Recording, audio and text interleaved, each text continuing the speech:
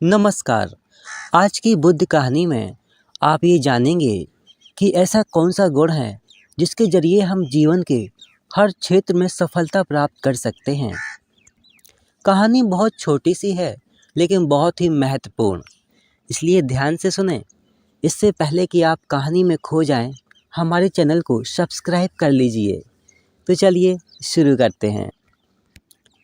एक बार की बात है, भगवान बुद्ध को कहीं पर उपदेश देने थे। भगवान बुद्ध वहाँ पर पहुँच गए। पहले दिन लोगों की काफ़ी संख्या में लोग आए बुद्ध को सुनने के लिए, लेकिन भगवान बुद्ध कुछ बोले ही नहीं और कुछ समय बाद सबको जाने के लिए कह दिया। सभी लोग वापस अपने घर चले गए। दूसरे दिन उसी समय बहुत सारे लोग उपस्थित हुए, लेकिन भगवान बुद्ध ने कोई उपदेश नहीं दिया। कुछ देर बाद भगवान बुद्ध ने सबको अपने घर जाने के लिए कह दिया। सभी लोग वापस फिर से अपने घर चले गए। तीसरे दिन कुछ लोग कम आए। बुद्ध ने उस दिन भी कोई उपदेश नहीं दिया और कुछ देर बाद बुद्ध ने सबको अपने घर पर जाने के लिए बोल दिया।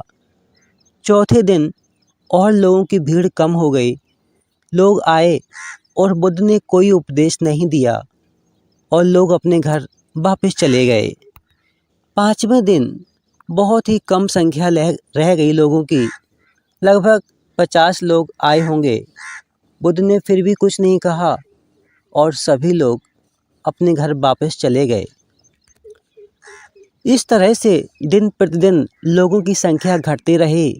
अंत में 7वें दिन सिर्फ 14 लोग ही बुद्ध के उपदेश को सुनने के लिए आए। तब बुद्ध ने अपना उपदेश देना शुरू किया। तब उन 14 लोगों में से एक व्यक्ति खड़ा हुआ और बोला, बुद्ध, आपने अभी तक कुछ बोला क्यों नहीं? इतने लोग आपको सुनने आए थे। बुद्ध बोले, मैं इतनी भीड़ में उन लोगों को देखना चाहता था जो वाकई में बहुत ही धैर्यवान हैं। इतनी सारी भीड़ में सिर्फ आप 14 लोग ही बचे। सिर्फ आप 14 लोगों को ही मुझे सुनने की तीव्र इच्छा थी, इसलिए आप 14 लोग ही शेष रह गए और जिनके पास धैर्य नहीं था वो लोग लौट कर नहीं आए।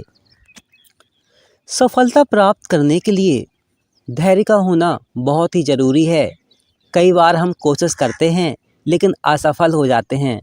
असफल होने के बाद हमें रुकना नहीं चाहिए, बल्कि फिर से प्रयास करने चाहिए।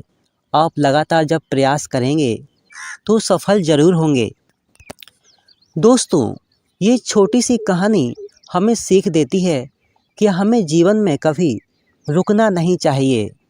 चाहे कितनी भी विपत्तियां आएं, उनका हमेशा मुकाबला करना चाहिए और हमेशा निरंतर प्रयास करते रहना चाहिए।